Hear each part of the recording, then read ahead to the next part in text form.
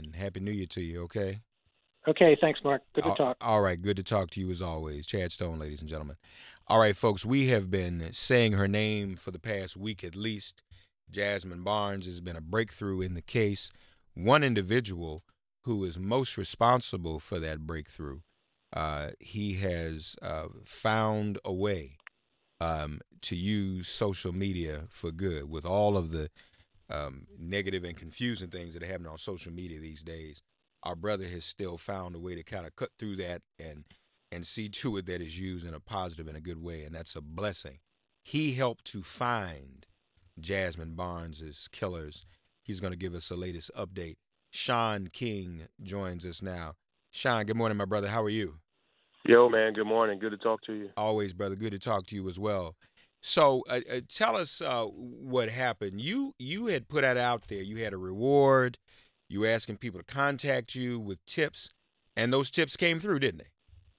Yeah, well, the first thing, like everybody else, I heard that there was a young girl who was killed Hmm. and that there was a suspect that people were looking for, and it was really presented to us and to the local police and local sheriff's office there in Houston, like it was probably a hate crime, a Hmm. race-based random act of violence or a targeted act of violence against a young black family. And so that's what caught my attention, and that's why a lot of people asked me if I would come on and try to help because I've done work before trying to track down white supremacists and hate groups. And when that was the thought that this was a situation where there was a young family who was targeted by a random white man in Houston and who shot and killed a 7-year-old girl, we were all outraged by that. And we almost have to pause for a second. And I think it's an indication of our country Hmm. because Hmm. we all believe that was possible. Yeah, yeah. Like that scenario of a black family being targeted and assaulted by some type of white supremacist or something like it wasn't out of the ordinary. And in fact, we even had when a sketch came out of a white man that people were looking to find, we had so many white families who called us and said, I think that white man looks like a white man in my family, Mm. and the white man in my family would do such a thing. Really? Like, we regularly got serious, verified calls from people who said, I think I know who that is in the sketch. That man is in my family, and he is a violent, racist person, and I think maybe he did it. Wow. And so when we were looking for that, it seemed plausible, even to people who thought maybe this is a member of my family who did this. But so I was just dedicated to finding who did it, and we were told that it was a white man in a red van, Hmm. and so we put out a request for tips, and people started writing me and saying, "Hey, I'd like to contribute toward a reward." And at first we had $10,000, $25,000, and all the way up to $100,000. And on this past Thursday, somebody wrote me and said that they physically knew the person who did it, and and their story was completely different. And I Hmm. got I got hundreds of emails, and I even got emails like that of wildly different stories. But this one was they wrote with a sense of urgency, and you'd have to have seen the emails to understand. It just seemed like they were sincere and knew something, even Hmm. though what they said they knew was totally different than what we were led to believe. Well, and that's what investigations are. I mean, you have to go Yeah. through that process, and we'll get to some people's reaction to that. But from what we know now, this was a targeted hit that was meant for someone else. Is that the case? Well, I can't say for sure.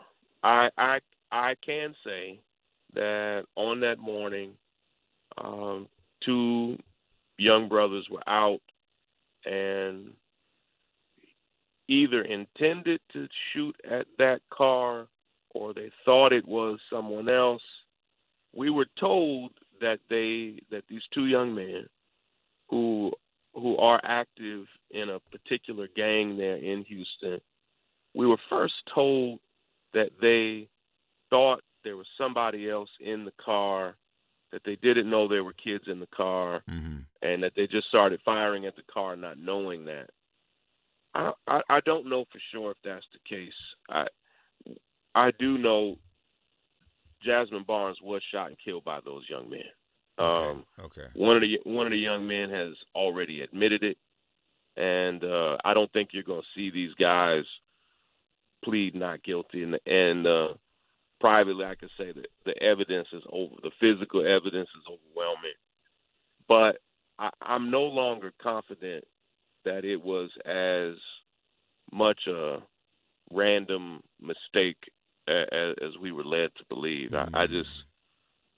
You may have seen I said on Twitter yesterday, once we learn for sure that it was definitely those men who killed Jazmine Barnes, I just had to reconsider the whole situation. And there's just some missing pieces of information I just can't wrap my mind around. Yeah. It's interesting hearing you describe some of the responses you got, even from whites. So obviously there is this trolling on social media that some apology is owed, I guess, to the white community. Although I don't know why anybody would want to associate themselves with that type of allegation. Yeah. But listen, this was Mark. plausible. There was a red pickup truck. I mean, this was not just random. Yeah. I mean, people saw a red pickup truck flee the scene. I think what happened, and I spoke to the sheriff of Harris County there in Houston yesterday, and we both agree. He and I both spoke to 4 different eyewitnesses who didn't know each other, never interacted with one another, right? Who each saw a red pickup truck speed out of that parking lot in that area. And one man. Well, let me just say this, Shaun, quickly. Folks, I want you to, while we're talking, I didn't say this at the beginning.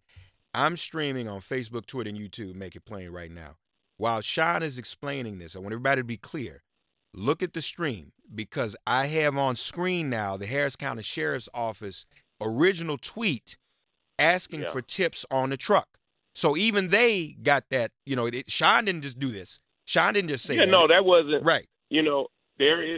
They found security footage of a red truck speeding away from the scene. Right. And that's what we were given. And so we were told that there was a red truck that sped from the scene. We were given, that was the only piece of evidence we were given. There was, and then the sheriff's office, they released the sketch of like that. The family didn't create that sketch. The sheriff's office got several eyewitnesses together in addition to the family, and that was a composite sketch from every eyewitness who saw the driver of that van.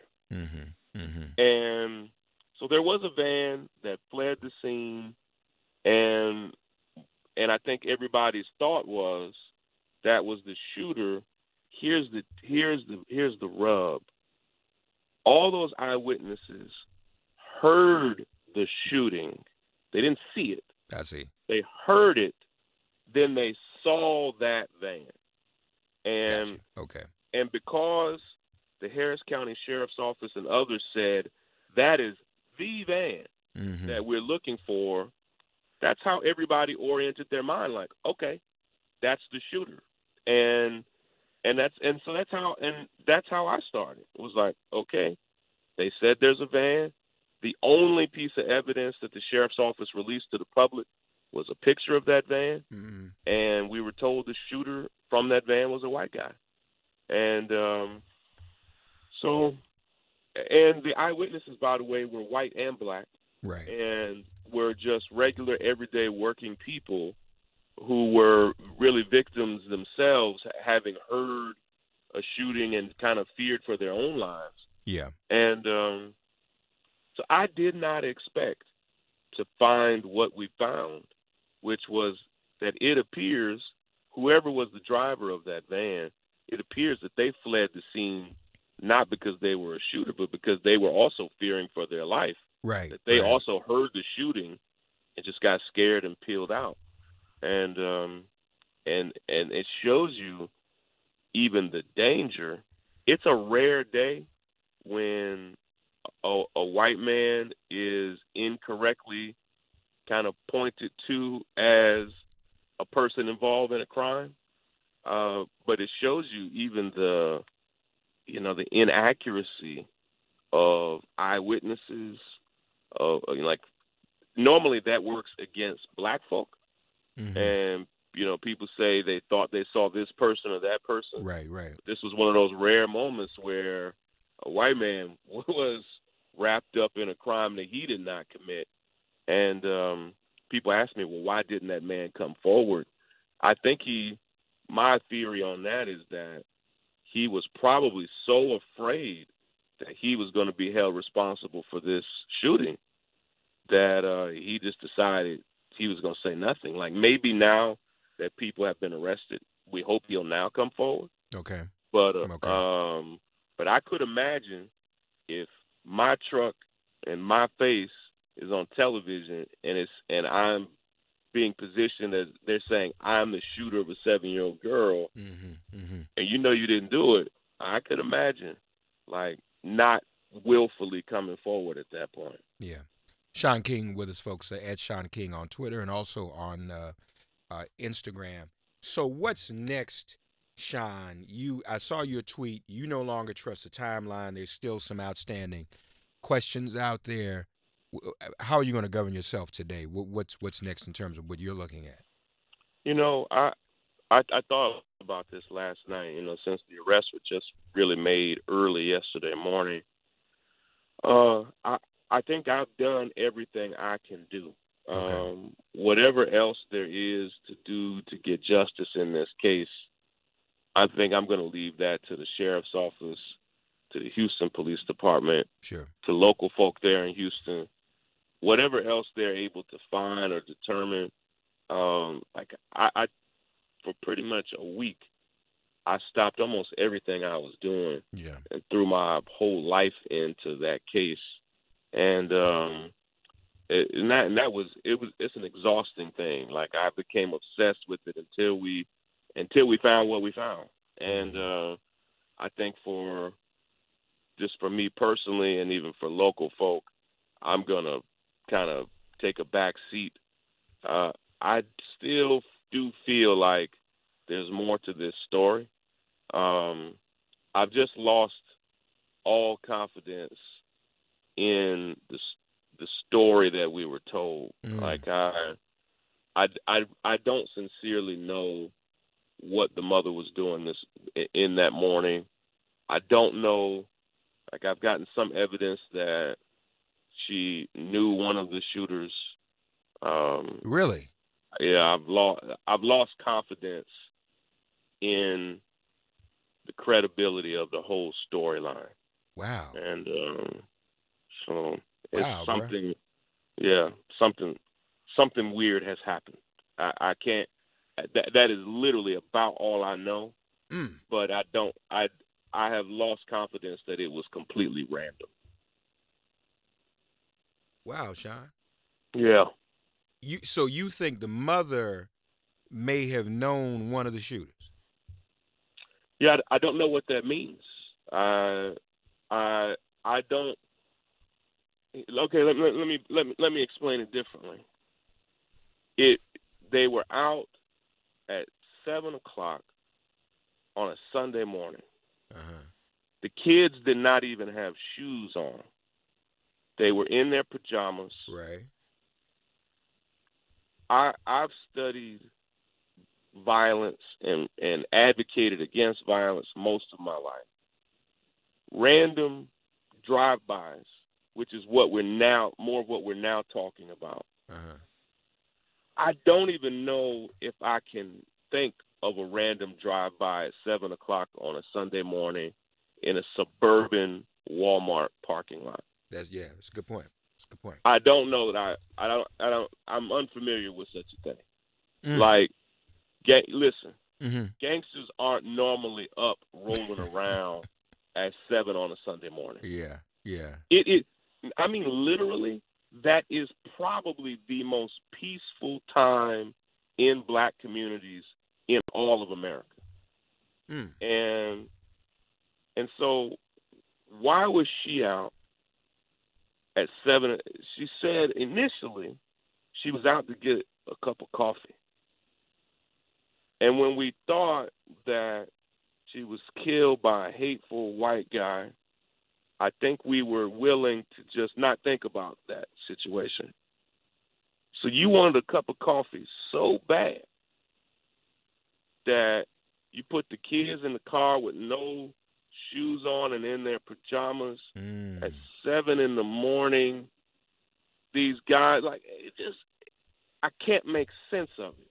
I'm a parent, and I'm starting to think. I have young kids. I have 5 kids, and I have kids that age. Right. I had to think of the scenarios. What scenario would I rush my kids into the car with no shoes on in their pajamas? How bad would I want a damn cup of coffee that I'm going to put my kids in the car at 7 o'clock in the Sunday morning? Like, it's not. That doesn't add up, Mark. That's something weird. No. Now, have you spoken to either of the parents since you've had these revelations? Yeah. Well, the mother and the father are not together. Okay. And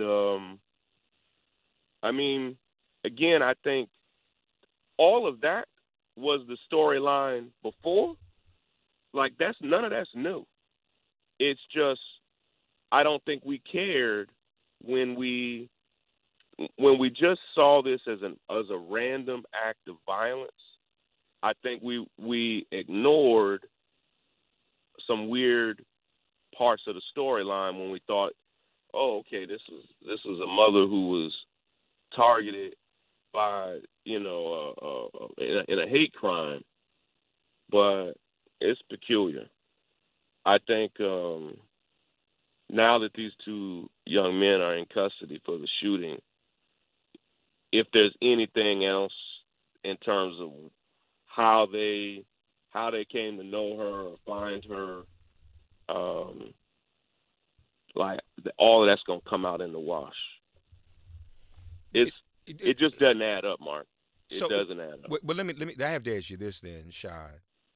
Is it possible that in some of this weirdness that someone might have had a motivation to promote that it was the red pickup truck to throw people off of some of the other narrative?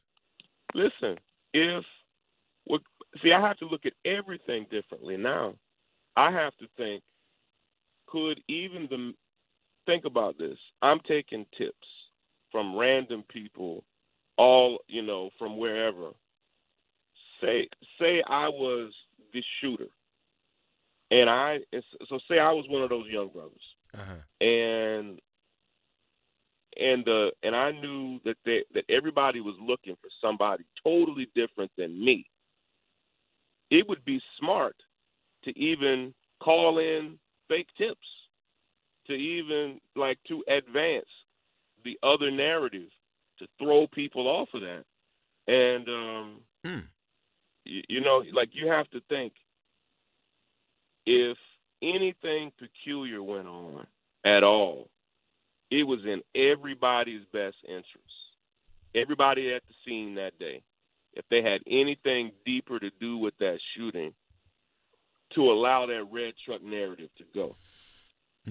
That's scary. And I think it'll only be a day or two until something else significant breaks in this case, where we come to understand a little more of what was going on. I could tell you right now, behind the scenes, it's very chaotic, and this isn't some conspiracy theory that I created. This is what the streets are saying right now, and people have lost confidence in this storyline of, I was just minding my own business and a random shooting happened. There's something else. There's more to it, and I think when you have to tell one lie in a serious story like this, you end up having to tell 100 lies to keep it up. And I think what people don't plan on, when a guy once the family welcomed me into that situation, I'm going to dig. And I'm going to dig and dig and dig. Yeah. And if somebody has lied about this case, I'm going to find it. And so, I'm I'm a great guy to bring on. If you're telling the truth about it, I'm going to get to it. Right. But if something else is there, you're going to get swept up in that. Yeah. And so that's deep. Yeah. I hope I'm wrong. I just can't. I've studied this case now for 60, 65 actual hours, and the story as we know it is impossible. It doesn't add up, and so somebody could say, well, here's the missing link, here's the missing element. I think what happened is we were so attached to a particular story and timeline that we've now only had a day or two to completely reconsider everything. And once you reconsider it, it doesn't hold up. Nonetheless, a 7-year-old's life was snuffed out, folks. Absolutely, man. And that's a shame. Say her name, Jazmine Barnes. We're still going to say it. The truth will come out. It always does. Shaun King, we appreciate what you've done, brother. Also, folks, follow at the North Star. Shaun King bringing Frederick Douglass's North Star back into being. Absolutely. And we look forward to that. My brother, I got to run, but listen, keep me posted, okay, man? I know you will anyway. Thank you, man. But listen, you're doing a great work, and thank you for your diligence on this, because Appreciate it's just still whatever. This was adults. This child didn't kill herself. So, folks shouldn't be adults, man. So folks shouldn't be worried about, the whole lot. The bottom line is this needs to be resolved, brought to justice, and everybody responsible needs to be held responsible, whomever that person is. So absolutely. Whoever even put her in that position to be killed. So, Shaun, thank you, brother. Love you, man. Love to your family too, man. Thank you now. All right, take care now. Shaun King, ladies, and follow him at Shaun King on Twitter. Joan Walsh standing by. She'll join us. Got to take a quick break. We'll be right back. Sirius XM Progress 127, Resistance Radio. Get woke. Get ready for impeachment. This is MIP.